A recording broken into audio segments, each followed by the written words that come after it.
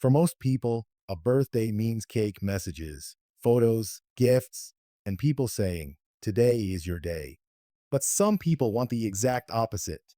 No party, no cake, no big announcement. Sometimes they don't even want anyone to remember. And when someone asks what they're doing for their birthday, their answer is simple: nothing. From the outside, that can look strange. Why wouldn't you want one day where people celebrate you? But psychologically, avoiding your birthday can mean many different things. And sometimes it has almost nothing to do with hating birthdays. A birthday does something unusual. It turns attention directly toward one person. People look at you. They sing to you. They take pictures of you.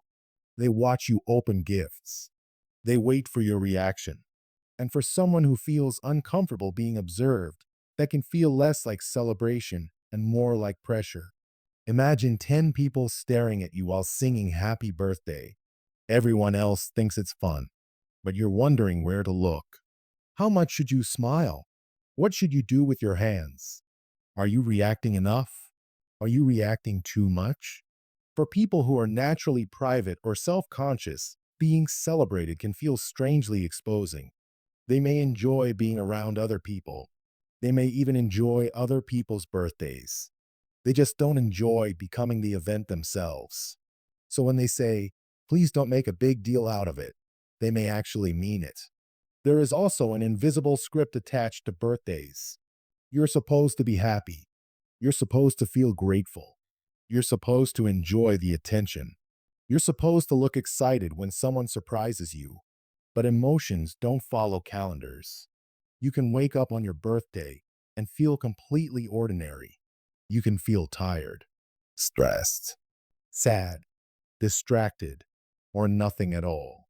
And suddenly, there is pressure to act happier because everyone expects you to be happy. Someone hands you a gift. Now you need the correct reaction.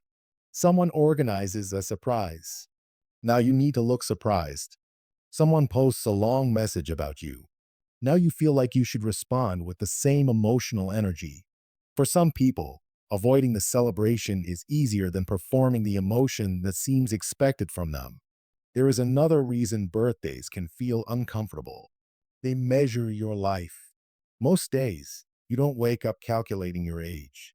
But a birthday puts a number in front of you: 25, 30, 40, 50. And that number can quietly trigger comparison. Where did I think I would be by now? Maybe you thought you'd have a different career, a relationship, more money, your own home, children, more confidence, more direction. A birthday can become an annual checkpoint you never asked for. Instead of thinking, "I've survived another year," someone may think, "Another year disappeared."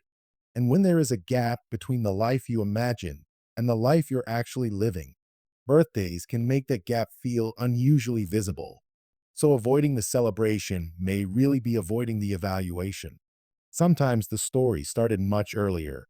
Imagine being a child who gets excited about their birthday.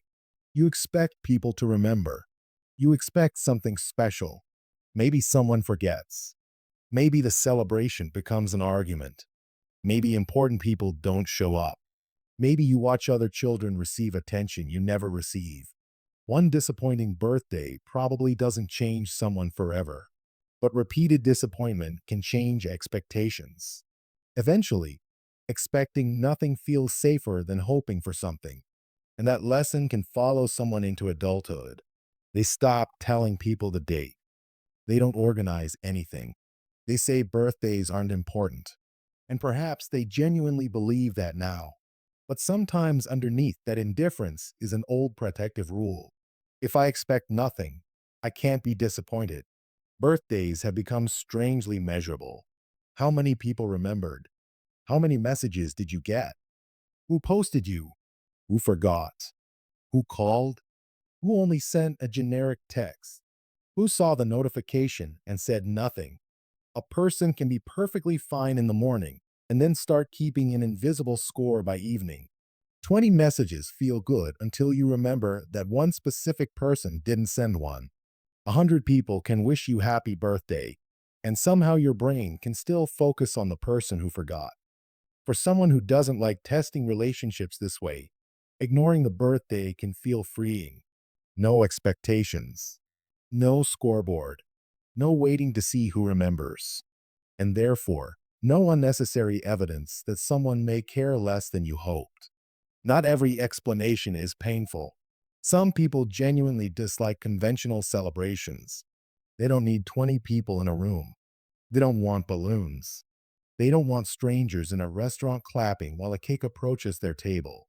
Their ideal birthday might be extremely quiet: a favorite meal, a long walk, a film, a day off work, a conversation with one person they care about, or simply a completely normal day.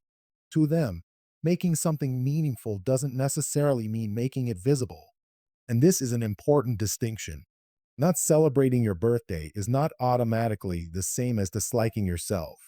Sometimes people just don't connect personal meaning with public ceremony. Some people love celebrating everyone else. They remember birthdays. They buy thoughtful gifts. They organize surprises. They make other people feel special. But when the attention turns toward them, they become uncomfortable. Receiving can create vulnerability.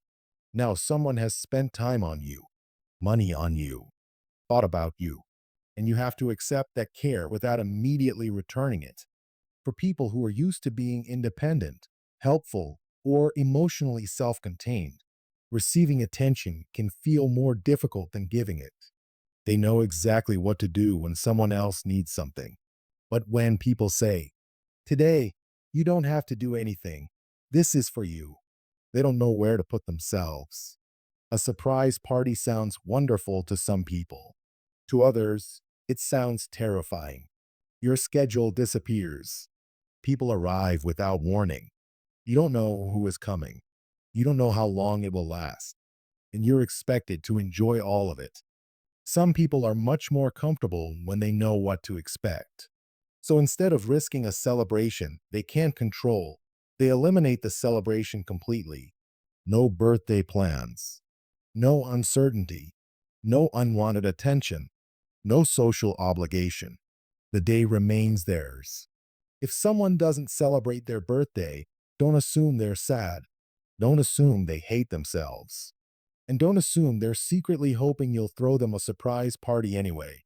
They may dislike attention. They may dislike expectations. They may associate birthdays with disappointment. They may become reflective about aging. They may hate measuring relationships through birthday messages. Or they may simply prefer quiet days over rituals. The important question isn't, "Why don't you celebrate?" It's, "How would you actually like this day to feel?" Because maybe someone doesn't want 30 people singing to them. Maybe they just want one meaningful conversation. Maybe they don't want gifts. Maybe they want time alone. Maybe they don't want the day acknowledged at all. And respecting that can sometimes be more caring than forcing someone to celebrate. Because a birthday is supposed to belong to the person whose birthday it is. And sometimes the most meaningful way to celebrate someone is to believe them when they say they don't want a celebration.